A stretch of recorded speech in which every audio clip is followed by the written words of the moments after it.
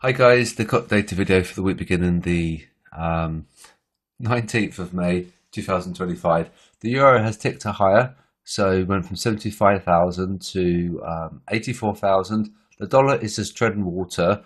We were negative, we're just still negative, but it's not looking particularly weak. It's just not looking particularly strong. It's just going sideways.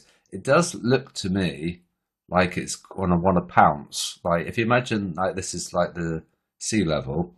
This is like a monster, like an alligator. It's just treading that water, and we could be ready for a bounce. That being said, though, the euro has ticked higher, and it's a lot stronger than the dollar. So we'll have to wait and see what happens here. We may just see continuation on the USD, and it might just go sideways. The euro is probably going to face some near-term resistance here, and there'll be some resistance here as well. Big resistance up there, big supply. So it's off note. So the euro is stronger than the USD. So should really be looking for EU longs. Okay, and we'll put on the yen. The yen has finally slowed down, 176 to 172. So there was a decrease of those longs, still strong, but we are taking a little bit of a breather. As you can see, we probably should take a breather because it's just been absolutely parabolic on that move. Okay, and this is that point. I see this W on this orange line. This was like a compression, and we had that release, and so we saw that distribution, and we really pumped. So a little bit of a breather on the yen. Okay, so you're off Aussie on, and Aussie is just not doing much, is it really? I'm not going to have to show you the data because the date's in the way, which is kind of annoying. But you can see we know we're just chopping on Aussie. There isn't much to be said there. Got that support, got that resistance up there. So it's very messy. It's to do with China and things like that, and it's going to be hard to really. If we break this high, then we could probably look for longs on Aussie. But at the moment, we're just sort of a bit range bound, and we're just chopping on that. There's a lot of uncertainty with China and US and the tariffs and things. Pound, yeah, not done much really, has it? 6,500, 27,000. So it's quite an increase. So 6,000 to 27, decrease from the week prior, but it hasn't done much. We're still range bound. You can see we're clearly range bound. We're range bound between these levels and that low and that high. So we've got that support, but we've got that resistance up here. So it's a bit tricky. Nothing really to be said here. CAD has dropped. I thought it might be the case where this was going to come into that resistance. It was almost as though it was going in such a freefall mode, they had to step in just to rescue it. And there's that big bounce, but they didn't really do much, and it had to sort of sink a little bit. And then we may be doing the same. We may encounter something like this again, where it falls, and then they'll have to step in to rescue it again. So we may see a big bounce, a sell-off, and then a bounce, like a rescue bounce on that. Because it was getting really a little bit crazy, nearly 200,000 contracts short. So yeah, we'd have to see if that low breaks, but I think we're probably going to revisit it. So be careful with CAD, okay? A little bit weak on that because we hit that resistance.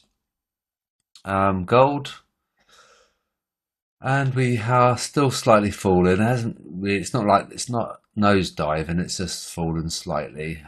It's a small decrease in it, 163 to 161. So a decrease in positions. There's the gold yen setup. I know everyone trades gold USD, but there is a chance, there's a possibility that you can trade XAU JPY. I know IC markets do it, so you could have probably taken that setup, and it would have been a good one to do, the gold yen cross. Okay, but however, the yen could be ticking lower, and we may see the gold tick higher, so it could be a little bit tricky, that particular cross. And gold off, New Zealand dollar on, and we're just going sideways, and I can't show the data because the data's in the way, but you can see we're just pretty much consolidating on that orange line. And the same would be for the Swiss franc. I imagine nothing's going to change on the Swiss franc yet, just pretty much sideways. Now what I'm going to do over the course of the week, still working on the new bot.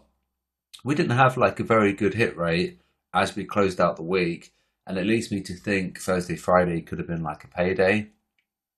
And in order to get the retail guys to fully invest in their positions, and when it comes to Monday, we're going to see a rug pull. That's what I think is going to happen. So I think the 2.0 bot is still going to be good. It's still going to go live, but I just want to see how this week goes and to see whether or not we get that rug pull. We had 10 trades, and of the 10 trades, only 3 were in profit. So that would be would be highly unusual in so much as that the herd really got paid. They got paid 70% and they were losing 30%. So, 7 out of 10, they were winning on those. So that would be weird. And because of that, I think we're going to see a reversal on Monday and they're going to get punished. So that's what I think is going to happen. And then we'll see over the course of the week whether or not that's true. If we see a situation where they get paid, I'll just simply program the bot, do not open trades Friday, because we don't want to enter trades if they're going to get paid. We need them to get punished. And just lastly, we're going to be looking at that bot and just checking that logic, whether or not they're going to get paid or, they're going to get punished. They should get punished. And then lastly is the macro import of the data backup. So what you'll find on a lot of currency pairs, we're seeing a lot of chop and indecision. So that's kind of conducive to a lot of the chop that you're seeing in price action. For example, we would have had a nice setup here for sells for the Australian dollar, US dollar. Here, we had a nice divergence of longs and shorts. So we know if they go really long, we're looking to sell. However, look at this. For the last, almost like a fortnight there. 1, 2, 3, 4, 5, 6, 7, 8, 9, 10, 11, 12, 13, 14. Yeah, 2 weeks of chop.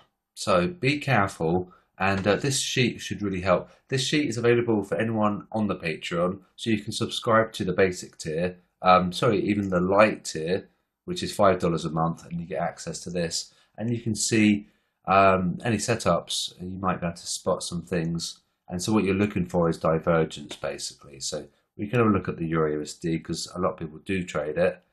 And we can see we're probably chopping a little bit. Yeah, we are. So there's obviously the setup for a long because the herd have gone really short.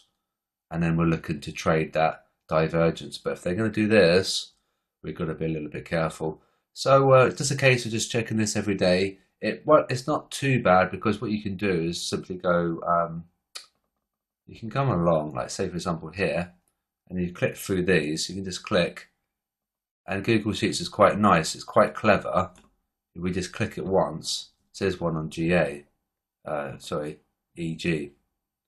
So you're looking to short EG because of that divergence, strong divergence there. So this is what I'm going to be doing. Going to be highlighting any setups, and I'm going to be working with this data because this is like a huge repository of information. We're basically taking snapshot data every day, and I was thinking there's so much stuff we can do with this data. So I'm going to be working with this, and I'm going to try and spot some trends, some averages, and I'm going to produce something in Discord for you guys. So I'll stop waffling now. Hopefully the cut data was useful. If you want access to the sheet and the main sheet, you can just contact me on Telegram or Discord, and the Patreon is on this YouTube video. So I wish you a good weekend. I'll speak to you guys soon.